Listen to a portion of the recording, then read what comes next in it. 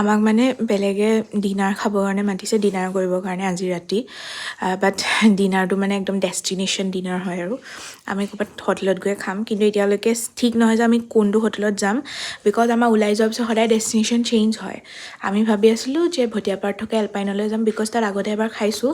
তাৰ মানে তেহেঁতৰ হেৰিখিনি বহুত হাইজেনিক হয় আৰু খাবও বহুত ভাল হয়।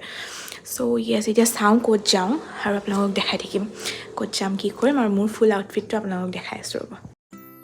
চ' লাষ্ট মিনিট ফিট চেক আৰু এয়া হৈ গ'লোঁ ৰেডি। তাৰপাছতে যিহেতু এইটো ইনভিটেশ্যন ডিনাৰ হয়, আমি মানে একচুৱেলি কেতিয়াবা ভাবি মেলি এনেকৈ যাওঁ যিখন ৰেষ্টুৰেণ্ট সেইখন কেতিয়াবা বন্ধ পাওঁ।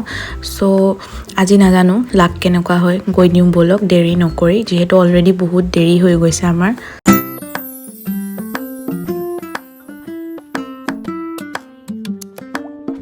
তাৰ পাছতে আজি লাকখন বহুত বেছি ভাল আছিলে যে আমি আহি পালোঁহি এলপাইন ৰিজৰ্ট, মানে খোলা পালোঁ একচুৱেলি ৰিজৰ্টখন। আহি পায়ে যিহেতু আমি আহি পোৱাও দেৰি হৈ গৈছিলে, মই অলৰেডি কৈছোঁৱেই। চ' ভাবিলোঁ ষ্টাৰ্টাৰ কিবা এটা খাই লওঁ, তাৰপাছতে আমি মেইন ক'ৰ্চ অৰ্ডাৰ কৰিম, যিহেতু ক'লে যে মেইন ক'ৰ্চৰ কাৰণে অকণমান টাইম লাগিব। চ' আমি ষ্টাৰ্টাৰ অৰ্ডাৰ কৰি বেক চাইডে থকা এটা সৰু পাৰ্ক নিচিনা ছেটআপ তালৈকে আহিলোঁ, যিহেতু আমাৰ এইটো ফেমিলিৰ লগত বাচ্ছা দুটা আছিলে, সিহঁতিও আহিলে। চ' ময়ো বোলো চাই আহোঁ আৰু একেবাৰে ষ্টাৰ্টাৰ অহালৈকে। চ' আহি পাই মই অকণমান ঝুলি ল'লোঁ, মানে মোৰ এই বাচপানা ষ্টাৰ্ট হৈ যায়, এইবোৰ মানে দেখি মই ৰ'ব নোৱাৰোঁ আৰু। তাৰপাছতে ষ্টাৰ্টাৰ আহিলে, কিন্তু এনেকুৱা হয়নে নাই আপোনালোকৰ যে ষ্টাৰ্টাৰটো দিলে অকণমান টাইমৰ পিছত দিয়ে, তো ভিডিঅ' ফটো একো ল'ব নোৱাৰে। বাট উপায় নাই, ষ্টাৰ্টাৰ আহিলে, খাই মেলি ল'লোঁ। আৰু মই আগতে আহিছোঁ বাৰু ৰিজৰ্টখনলৈ, এবাৰ ডিনাৰ কৰিবলৈ আহিছিলোঁ এনেকৈ। আৰু কিন্তু এই চুইমিং পুলটো হোৱাৰ পিছত মই এইবাৰ ফাৰ্ষ্ট টাইম আহিছোঁ ৰিজৰ্টখনলৈ।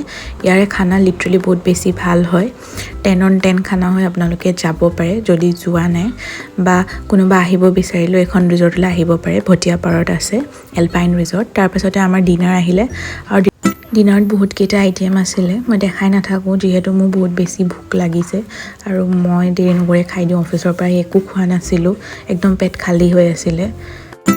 আৰু একেবাৰে খাই মেলি আপোনালোকক ৰিভিউ দি আছোঁ খানাটো কেনেকুৱা আছিলে আজিৰ।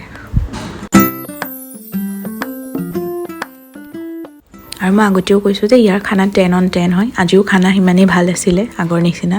তাৰপাছতে সন্মুখত থকা যিখন দোকান আছিল তাৰ পৰা মিঠা পান খালোঁ। মই মিঠা পানৰ বিগ ফেন গাইজ।